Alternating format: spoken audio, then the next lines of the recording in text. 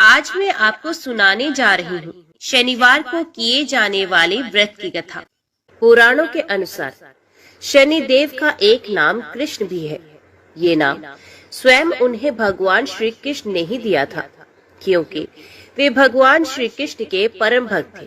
सकंद पुराण के काशी खंड में एक वृतांत आता है कि छाया पुत्र शनिदेव ने अपने पिता भगवान सूर्यदेव से एक प्रश्न किया कि हे पिता, मैं ऐसा पद प्राप्त करना चाहता हूँ जिसे आज तक किसी ने भी प्राप्त ना किया हो। हे पिता, आपके मंडल से मेरा मंडल 7 गुना बड़ा हो, मुझे आपसे अधिक 7 गुना शक्ति प्राप्त हो, मेरे वेग का कोई भी सामना ना कर पाए, चाहे वे देव हो, असुर हो, दानव हो या सिद्ध साधक ही क्यों ना हो। आपके लोक से मेरा लोक 7 गुना ऊंचा है। दूसरा वरदान मैं ये प्राप्त करना चाहता हूँ कि मुझे मेरे आराध्य देव भगवान श्री कृष्ण के प्रत्यक्ष दर्शन हो तथा मैं भक्ति, ज्ञान, विज्ञान से परिपूर्ण हो सकूं। शनिदेव की ये बात सुनकर भगवान सूर्य प्रसन्न तथा गदगद हुए और उन्होंने कहा, हे पुत्र, मैं भी यही चाहता हूँ कि तू मेरे से भी 7 गुना अधिक शक्ति वाला हो। मैं भी तुम्हारे प्रभाव को सहन ना कर सकूं। इसके लिए तुम्हें तप करना होगा। तप करने के लिए तुम्हें काशी जाना होगा। वहां जाकर भगवान शंकर का घनघोर तप करना होगा और शिवलिंग की स्थापना करो तथा भगवान शंकर से मनोवांछित फलों की प्राप्ति करो। शनिदेव ने पिता की आज्ञा के अनुसार वैसा ही किया। भगवान शंकर की घोर तपस्या की। इस तपस्या से उनका शरीर पूर्ण रूप से जल गया। शनि की भक्ति को देखकर भगवान शिव बहुत ही प्रसन्न हुए और उनसे वरदान मांगने के लिए कहा।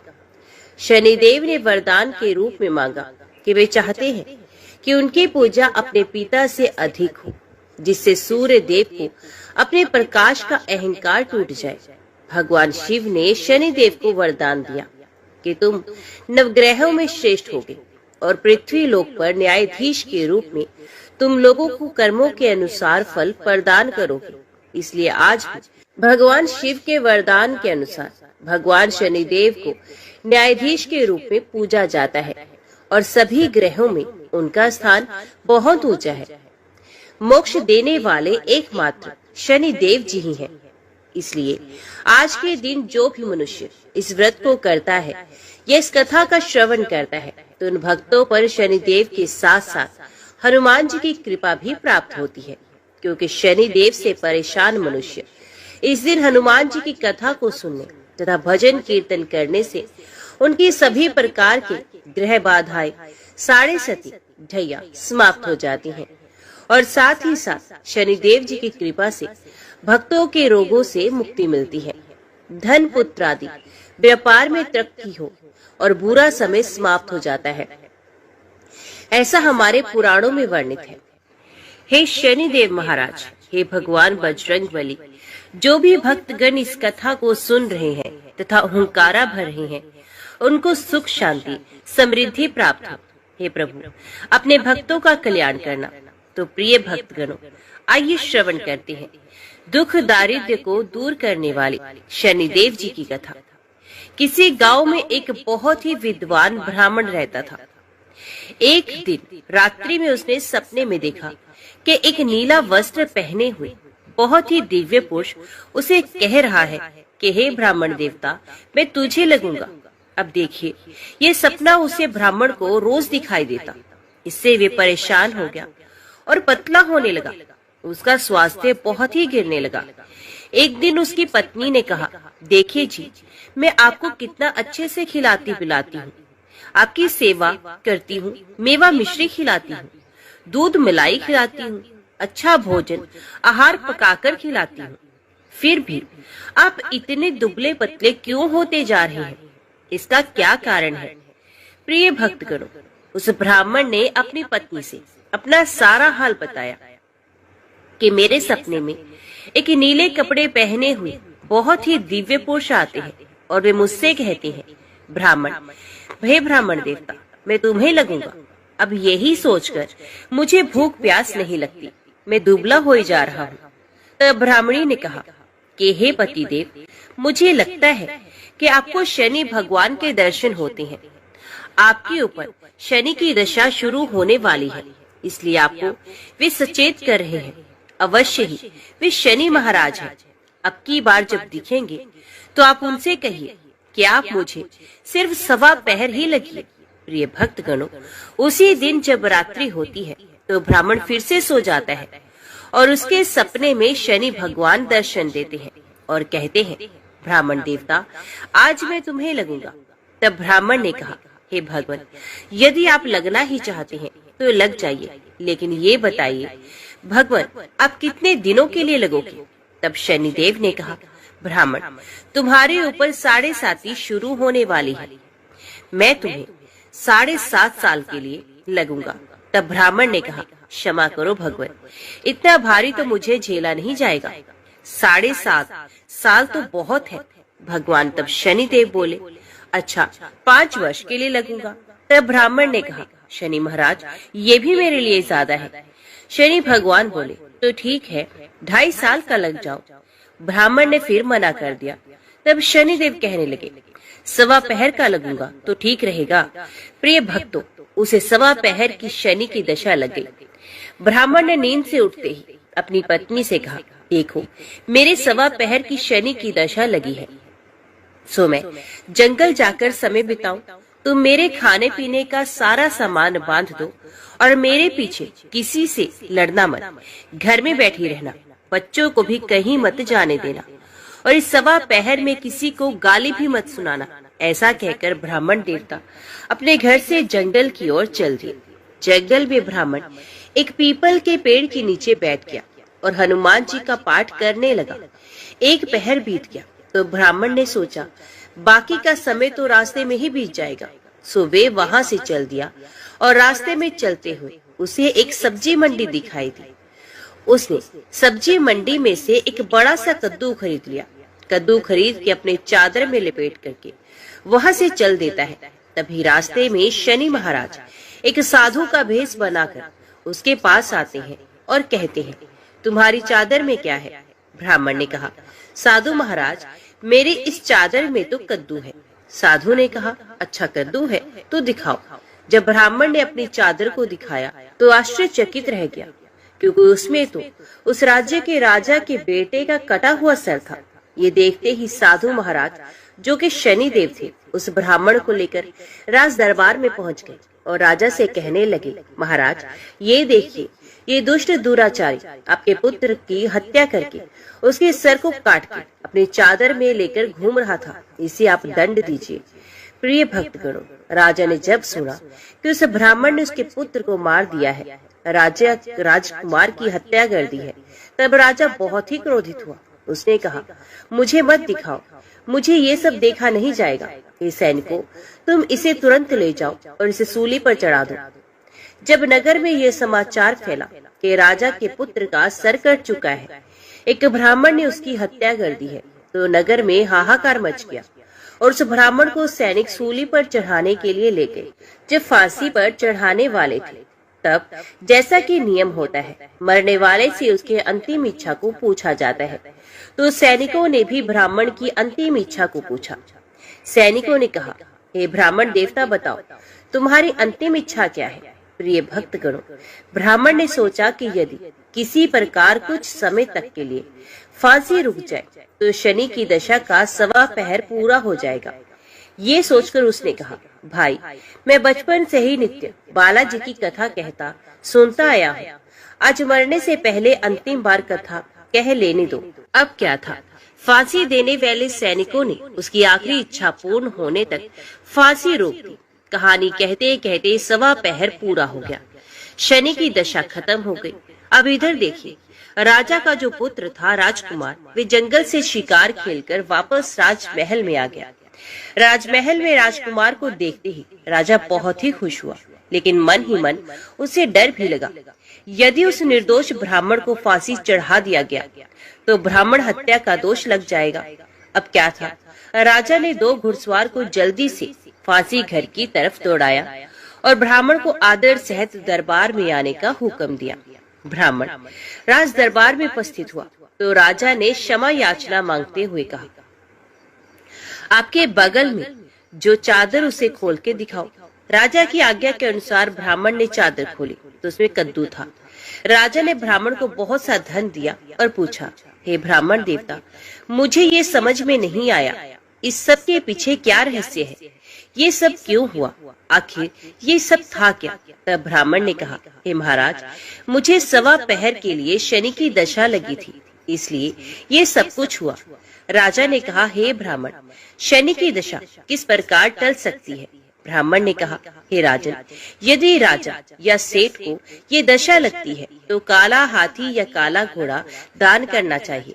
गरीब को शनि की दशा लगती है तो पीपल की पूजा करे और बोले, साचा शनिचर कहिए, जाके पाओ सदा ही पढ़िए। शनि की कहानी सुने, तिल तेल और काला उर्द आदि का दान करे, काले कुत्ते को तेल चुपड़ी रोटी खिलाए तो शनि की दशा उतर जाएगी। अब देखिए, राजा ने उस ब्राह्मण को कद्दू वापस कर दिया। अब घर आकर ब्राह्मण ने कद्दू अपनी पत्नी को दे दिया। जब उसकी पत्नी ने सब्जी बनाने के लिए उस कद्दू को काटा तो उसके बीजों की जगह हीरे मोती निकलने लगे। ब्राह्मणी ने पूछा, हे पति देव, ये सब क्या है? इसमें से तो हीरे मोती कैसे निकल रहे हैं? इसे कहाँ से लाए हो? तब ब्राह्मण ने कहा, हे प्रिय, जब शनि की दशा लगी थी तो ये कद्दू राजकुमार का सर बन गया था। जब दशा उतरी है तो शनि जी ने कैसे निहाल कर दिया, हमें मालामाल कर दिया। हे शनि देवता, जैसे ब्राह्मण को शनि की दशा लगी वैसे किसी को शनि की दशा ना लगे। जैसे ब्राह्मण को धन दौलत मिला वैसे सबको धन दौलत मिले, तथा कहानी कहते सुनते हुंकार भरते सबको मिले। सूर्यदेव के पुत्र भगवान शनिदेव को न्याय और कर्मों का देवता माना जाता है। शनि ग्रह अशांत हो जाए तो जीवन में कष्टों का आगमन शुरू हो जाता है, क्योंकि उनको काफी गुस्सेल ग्रह बताया गया है। शनि किसी के भी जीवन में उथल पुथल मचा सकते हैं। नवग्रहों में शनि देव केवल उन्हीं लोगों को परेशान करते हैं जिनके कर्म अच्छे नहीं होते। जिन लोगों पर भगवान शनिदेव मेहरबान होते हैं उसे धन धान्य से परिपूर्ण कर देते हैं। ज्योतिष शास्त्र के मुताबिक शनि देव एक ही राशि में 30 दिनों तक रहते हैं। हम शनि की पूजा करते हैं। शनिदेव के बारे में तो बहुत सी बातें कही और सुनी जाती हैं, लेकिन शनि देव की पत्नी के बारे में बहुत कुछ नहीं कहा जाता। क्या आपको पता है कि शनिदेव की पत्नी कौन थी और किस तरह से उनका विवाह हुआ था? आइए धर्मशास्त्रों के मुताबिक हम जानने की कोशिश करते हैं कि शनिदेव का विवाह कब और कैसे हुआ था। धार्मिक मान्यता के अनुसार शनिवार का दिन उनको प्रसन्न करने के लिए विशेष महत्व रखता है। ऐसी भी मान्यता है कि अगर शनिवार के दिन शनिदेव के साथ ही उनकी 8 पत्नियों के नाम का जाप कर ले तो जीवन में बड़े से बड़े संकट भी टल जाते हैं। धर्मशास्त्रों में कहा गया है कि जो भी व्यक्ति शनिदेव की पत्नियों का नाम जप करता है उस पर भी शनिदेव अपनी कृपा बरसाते हैं। शनिदेव को उनकी पत्नी ने ही शाप दिया था। आज तक इस शाप ने शनिदेव का पीछा नहीं छोड़ा, जिसके कारण वे सर झुकाकर चलते हैं। जानते हैं कि शनिदेव की पत्नी और इस पौराणिक कथा के बारे में। कथा के बारे में सुनने से पहले जाने कि शनिदेव की पत्नियां कितनी हैं और कौन है। कौन है शनिदेव की 8 पत्नियां? धार्मिक मान्यताओं के अनुसार शनिदेव की कुल 8 पत्नियां हैं। ध्वजिनी, धामिनी, कंकाली, कलहप्रिया, कंटकी, तुरंगी, महिषी और अजा। कुछ जगहों पर नीलिमा को शनि की दूसरी पत्नी माना जाता है। नीलिमा शनि की शक्ति थी और उनके पास ब्रह्म की 5वें सर की ताकत थी। धामिनी एक गंधर्व कन्या थी। आइए अब जानते हैं शनिवार की कथा। वेद पुराणों में भी शनिदेव की कथा का जिक्र मिलता है। ब्रह्म पुराण के अनुसार शनिदेव श्री कृष्ण के बहुत बड़े भक्त थे। वे अपना ज्यादातर समय श्री कृष्ण की उपासना में ही बिताते थे। एक बार की बात है जब शनिदेव की पत्नी को संतान पाने की इच्छा हुई। वे शनिदेव के पास पहुंची, लेकिन शनिदेव कृष्ण भक्ति में रमे हुए थे। पत्नी की कोशिशों के बाद भी शनिदेव का ध्यान भंग नहीं हुआ। कोशिशों के बाद भी ध्यान भंग ना हुआ तो शनिदेव की पत्नी को बहुत गुस्सा आया और उन्होंने क्रोध में ही शनिदेव को श्राप दे दिया। पत्नी ने कहा, श्राप देते हुए कि आज के बाद जिस व्यक्ति पर शनिदेव की दृष्टि पड़ेगी वे तबाह हो जाएगा। जब शनिदेव ध्यान से जागे तो उन्हें अपनी भूल का आभास हुआ। पत्नी से क्षमा भी मांगी, लेकिन शनिदेव की पत्नी के पास शाप को निष्फल करने की कोई शक्ति नहीं थी। इसी घटना के बाद से शनिदेव अपना सर नीचे करके चलने लगे, जिससे उनकी दृष्टि से किसी का भी बिना बात के विनाश न हो। भगवान शनि के कोप से बचने के लिए सूर्योदय से पहले उठकर व्रत रखने का संकल्प लें। शनिवार के दिन उनकी प्रतिमा पर काले तिल और तेल को चढ़ाएं। शनिवार को लोहा या लोहे से बनी चीजों को खरीदने से बचें। इस दिन सरसों का तेल भी नहीं खरीदा जाता। गरीबों और बेसहारे लोगों की मदद करें। इससे शनिदेव खुश होते हैं और ये अपनी कृपा दृष्टि बनाए रखते हैं। पुराणों में बताया गया है कि शनि की गति मंद यानी कि धीमी होती है, लेकिन कम ही लोग ये जानते होंगे कि ऐसा क्यों होता है। आखिर क्यों शनि मंद गति से चलते हैं? इसके बारे में भी हमारे ग्रंथों में एक कथा का वर्णन है, जो कि इस प्रकार है। पुराणों के अनुसार भगवान शंकर ने अपने परम भक्त दधीचि मुनि के यहाँ पुत्र के रूप में जन्म लिया। भगवान ब्रह्मा ने इनका नाम पिपलाद रखा, लेकिन जन्म से पहले ही इनके पिता दधीचि मुनि की मृत्यु हो गई। युवा होने पर जब पिपलाद ने देवताओं से अपने पिता की मृत्यु का कारण पूछा, तो उन्होंने शनिदेव की कुदृष्टि को इसका कारण बताया। पिपलाद ये सुनकर बड़े क्रोधित हुए और उन्होंने शनिदेव के ऊपर अपने ब्रह्मदंड का प्रहार कर दिया। शनिदेव ब्रह्मदंड का प्रहार ना सह सके, इसलिए वे उससे डरकर भागने लगे। तीनों लोगों की परिक्रमा करने के बाद भी ब्रह्मदंड ने शनिदेव का पीछा नहीं छोड़ा और उनके पैर पर आकर लगा। ब्रह्मदंड पैर पर लगने से शनिदेव लंगड़े हो गए। तब देवताओं ने पिपलाद मुनि से शनिदेव के लिए क्षमा की याचना की। देवताओं ने कहा, शनिदेव तो न्यायाधीश हैं और वे तो अपने कर्तव्यों का ही पालन करते हैं। देवताओं के आग्रह करने पर पिपलाद मुनि से शनिदेव को क्षमा मिल गई और वचन मिला कि शनि जन्म से लेकर 16 साल तक की आयु तक के शिव भक्तों को कष्ट नहीं देंगे। यदि ऐसा हुआ तो शनिदेव भस्म हो जाएंगे। तभी से पिपलाद मुनि का स्मरण करने मात्र से शनि की पीड़ा दूर हो जाती है। अभी हम जानते हैं कि शनिदेव महाराज को नवग्रहों में सबसे ऊंचा स्थान कैसे प्राप्त हुआ। एक बार सभी ग्रहों में सर्वश्रेष्ठ होने को लेकर विवाद मच गया। जब समस्या का हल नहीं निकला तो सूर्य, चंद्र, मंगल, बुध, गुरु, शुक्र, शनि, राहु और केतु इंद्रदेव के पास गए। इंद्रदेव भी इसका निर्णय नहीं कर पाए। फिर सभी ग्रह इंद्रदेव के कहने पर पृथ्वी पर न्यायप्रिय राजा विक्रमादित्य के पास पहुंच गए। राजा विक्रमादित्य के पास पहुंचकर सभी ग्रहों ने अपने आने का कारण बताया। राजा विक्रमादित्य ने काफी सोच विचार के बाद 9 धातु स्वर्ण, रजत, कांसा, पीतल, सीसा, रांगा, जस्ता, अभ्रक और लोह से सिंहासन बनवाए। धातुओं के गुणों के अनुसार उन्हें कर्म अनुसार रखवा दिया गया। फिर ग्रहों से अपने अपने सिंहासन पर बैठने को कहा और बोले कि जो सबसे पहले बैठेगा वही श्रेष्ठ होगा। राजा विक्रमादित्य के निर्णय को सुनकर शनिदेव क्रोधित हो गए, क्योंकि उनका आसन लोहा सबसे आखिर में रखा हुआ था। स्वयं को सबसे छोटा जानकर वे नाराज हो गए। शनिदेव ने चेतावनी के अंदाज में कहा कि राजा, आपने मेरा अपमान किया है। आप मेरी शक्तियों से परिचित नहीं हैं। शनि की महादशा में व्यक्ति का सर्वनाश हो जाता है। शनिदेव क्रोध में राजा की सभा में से चले गए। लेकिन कुछ दिन बाद राजा विक्रमादित्य पर शनि की दशा शुरू हो गई। शनिदेव घोड़ों का व्यापारी बनकर उनके राज्य में आए। राजा विक्रमादित्य उनके घोड़े खरीदने का आदेश देने लगे।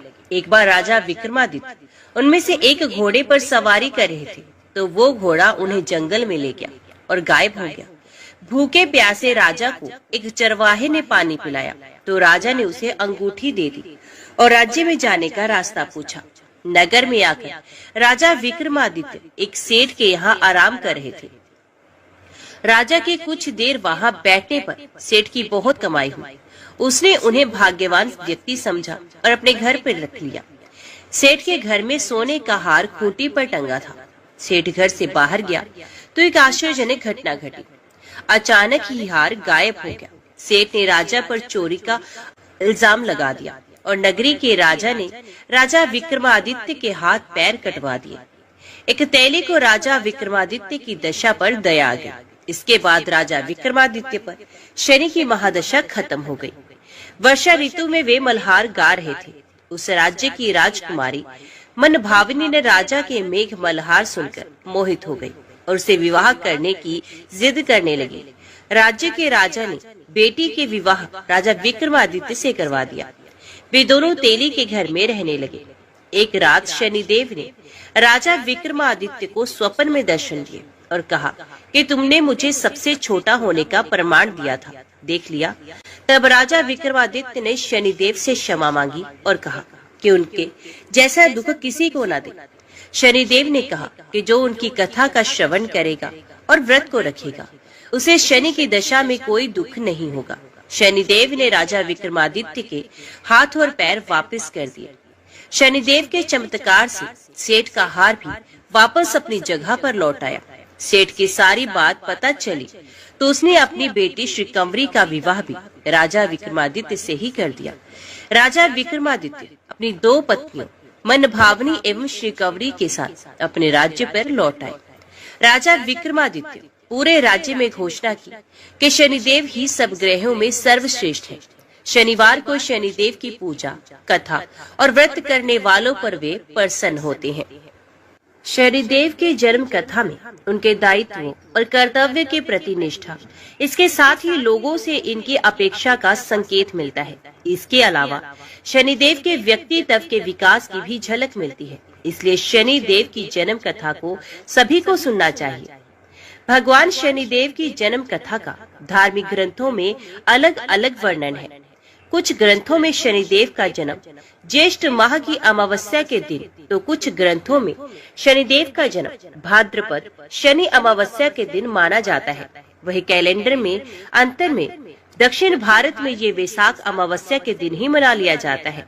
एक कथा के अनुसार शनिदेव का जन्म ऋषि कश्यप के अभिभाव कतव यज्ञ से हुआ था, लेकिन सकंद पुराण में शनिदेव के पिता का नाम सूर्य और माता का नाम छाया बताया गया है। शनिदेव की माता का नाम स्वर्णा भी बताया जाता है। आइए जानते हैं पूरी कथा। शनिदेव के जन्म की कहानी के अनुसार राजा दक्ष की कन्या संज्ञा, कुछ जगह देव शिल्पी विश्वकर्मा को इनका पिता बताया जाता है। उनका विवाह सूर्यदेव से हुआ था। संज्ञा सूर्यदेव के तेज से परेशान रहती थी। इससे वे सूर्यदेव की अग्नि से बचने का मार्ग तलाश रही थी। इस बीच दिन पर दिन बीत रहे थे। तब तक संज्ञा ने वैवस्वत, मनु, यमराज और यमुना नाम की 3 संतानों को जन्म दिया। एक दिन संज्ञा ने फैसला किया कि वे तपस्या कर सूर्यदेव के तेज को सहने में सक्षम होगी, लेकिन बच्चों के पालन में कोई दिक्कत न आए और सूर्यदेव को उनके फैसले की भनक न लगे। इसके लिए संज्ञा ने अपने तप से अपनी ही तरह की एक महिला को पैदा किया और उसका नाम स्वर्णा रखा। ये संज्ञा की छाया की तरह थी, इसलिए इसका नाम छाया भी है। संज्ञा छाया को बच्चों और सूर्यदेव की जिम्मेदारी देकर तप के लिए चले गए और ये राज किसी और को ना पता चले, ये निर्देश भी दे गई। स्वर्णा के संज्ञा की छाया होने से सूर्यदेव के तेज से परेशानी नहीं होती थी। इस बीच स्वर्णा ने भी सूर्यदेव की 3 संतानें मनु, शनिदेव, भद्रा को जन्म दिया। कहा जाता है जब शनिदेव छाया के गर्भ में थे तो छाया भगवान शिव का कठोर तप कर रही थी। भूख, प्यास, धूप, गर्मी सहने के कारण उसका प्रभाव छाया के गर्भ में पल रही संतान यानी कि शनिदेव पर भी पड़ा। इसके कारण शनिदेव का जन्म हुआ तो उनका रंग काला था। ये रंग देखकर सूर्यदेव को लगा ये तो उनका पुत्र है ही नहीं। उन्होंने छाया पर संदेह करते हुए उन्हें अपमानित किया।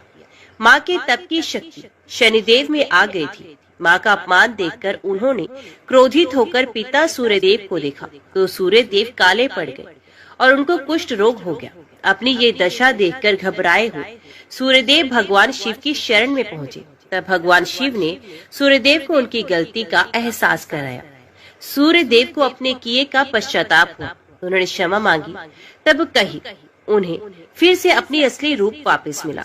लेकिन इस घटना के चलते पिता और पुत्र का संबंध हमेशा के लिए खराब हो गया। यूं तो हनुमान जी की कई महान कथाएं हैं, लेकिन हम आपको यहाँ बताने जा रहे हैं हनुमान जी और शनिदेव से जुड़ी हुई कुछ कथाएं।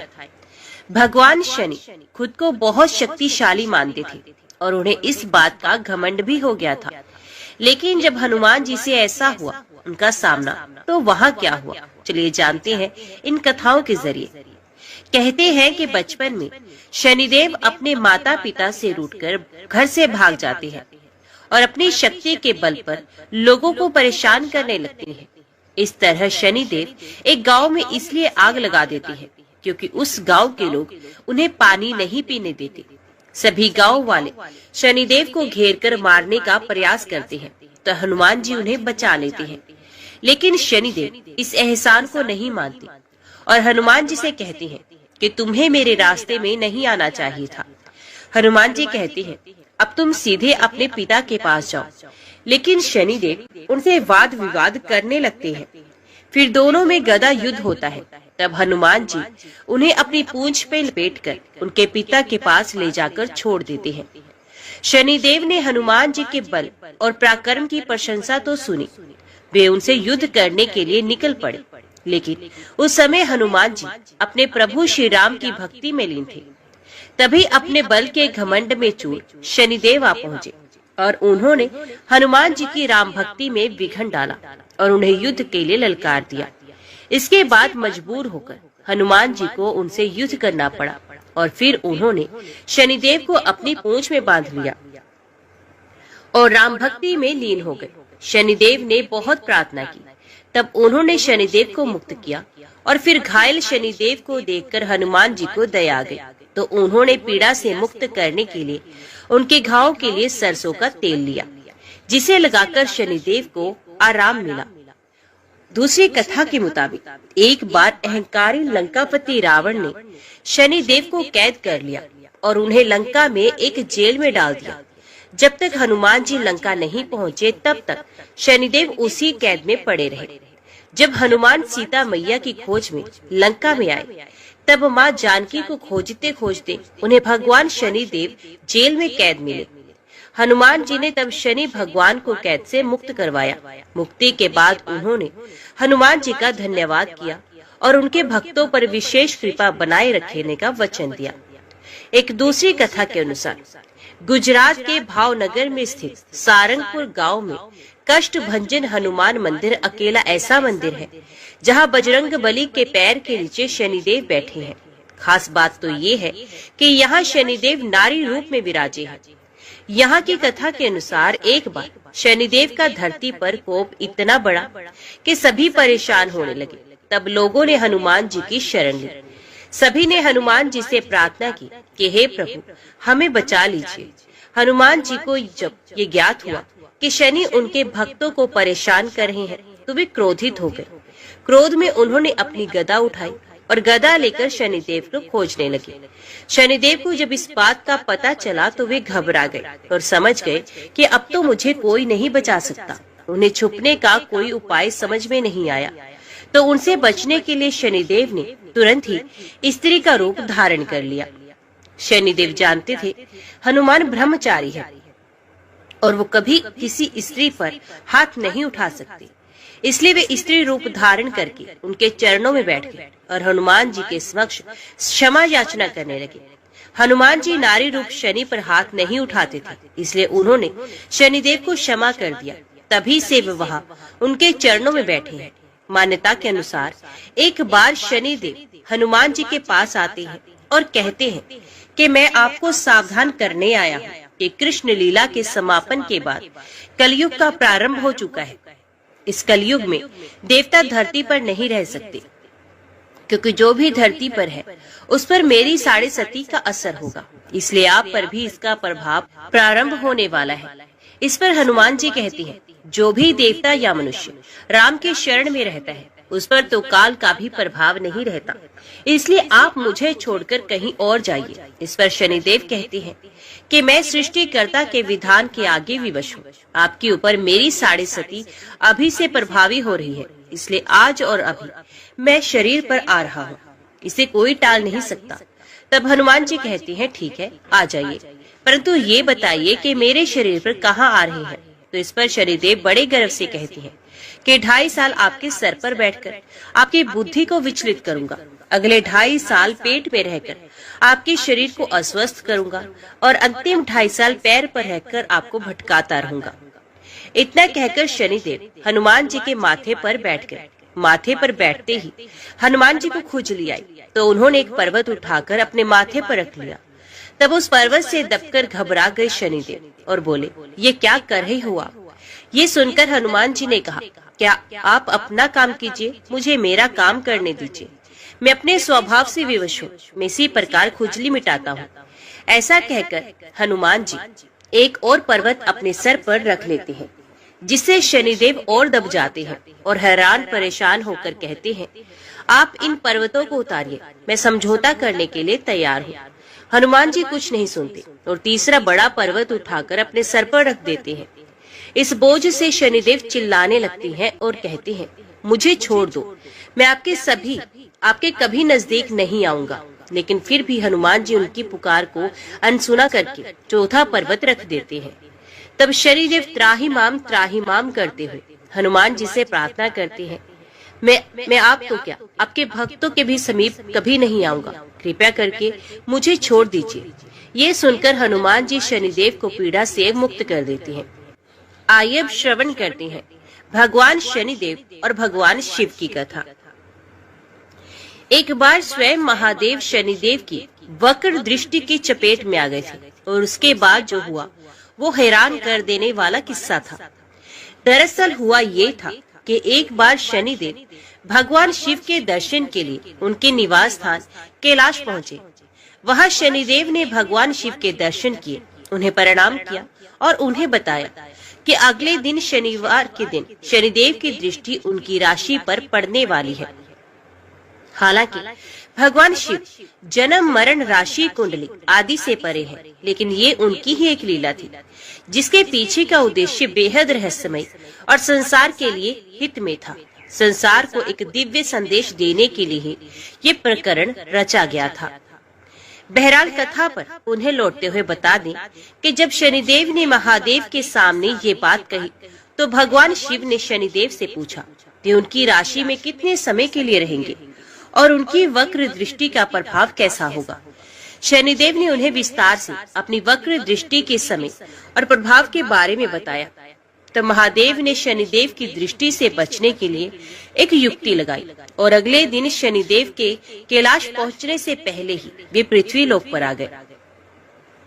पृथ्वी लोक पर शनिदेव उन्हें खोजते हुए ना आ जाए, इसलिए भगवान शिव ने हाथी का रूप धर लिया और वक्र दृष्टि के समय तक पृथ्वी पर उसी रूप में छिपे रहे। वक्र दृष्टि का समय पूर्ण हुआ तो भगवान शिव कैलाश की ओर लौट चले। जैसे ही भगवान शिव कैलाश पर आए, उन्हें वहां शनिदेव पूर्व से ही उपस्थित मिले। भगवान शिव ने शनिदेव को देखते ही उनकी दृष्टि से बचने की बात कह डाली। उन्होंने बोला कि शनिदेव, मैं तो आपकी दृष्टि से आसानी से ही बच गया। तब शनिदेव ने महादेव को बताया कि उनकी दृष्टि के प्रभाव से महादेव को देव योनि से पशु योनि में हाथी के रूप में परिवर्तित होना पड़ा है और कैलाश छोड़कर धरती पर छुपना पड़ा। ये सुनकर भगवान शिव मुस्कुराए और शनिदेव को अपना आशीर्वाद दिया। इस लीला को रचने के पीछे का उद्देश्य ये था कि शनिदेव की दृष्टि से कोई नहीं बच सकता, चाहे वे भगवान शिव ही क्यों ना हो। और दूसरा ये कि अपने कर्म से या अपने दायित्व से कभी भी पीछे नहीं हटना चाहिए। तो इस कारण से शनिदेव ने भगवान शिव पर डाली थी अपनी वक्र दृष्टि। अभी श्रवण कीजिए हनुमान जी की कथा। प्राचीन समय की बात है। किसी नगर में एक ब्राह्मण दंपत्ति रहते थे। उनके कोई संतान ना होने के कारण वे बेहद दुखी थे। हर मंगलवार ब्राह्मण वन में हनुमान जी की पूजा करने के लिए जाता था। वे पूजा करके बजरंग बली से एक पुत्र की कामना करता था। उसकी पत्नी भी पुत्र की प्राप्ति के लिए मंगलवार का व्रत करती थी। वे मंगलवार के दिन व्रत के अंत में हनुमान जी को भोग लगाकर ही भोजन करती थी। एक बार व्रत के दिन ब्राह्मणी ने भोजन नहीं बना पाई और न ही हनुमान जी को भोग लगा सकी। तब उसने प्रण किया कि वे अगले मंगलवार को ही हनुमान जी को भोग लगाकर ही भोजन करेगी। वे भूखी प्यासी 6 दिन तक पड़ी रही। मंगलवार के दिन वे बेहोश हो गई। हनुमान जी उसकी श्रद्धा और भक्ति देखकर प्रसन्न हुए। उन्होंने आशीर्वाद स्वरूप ब्राह्मणी को एक पुत्र प्रदान किया और कहा कि ये तुम्हारी बहुत सेवा करेगा। बालक को पाकर ब्राह्मणी बहुत खुश हुई। उसने बालक का नाम मंगल रखा। कुछ समय उपरांत जब ब्राह्मण घर लौटा तो बालक को देखकर पूछा कि ये कौन है। पत्नी बोली कि मंगलवार व्रत से प्रसन्न होकर हनुमान जी ने उसे ये बालक दिया है। ये सुनकर ब्राह्मण को अपनी पत्नी की बात पर विश्वास ना हुआ।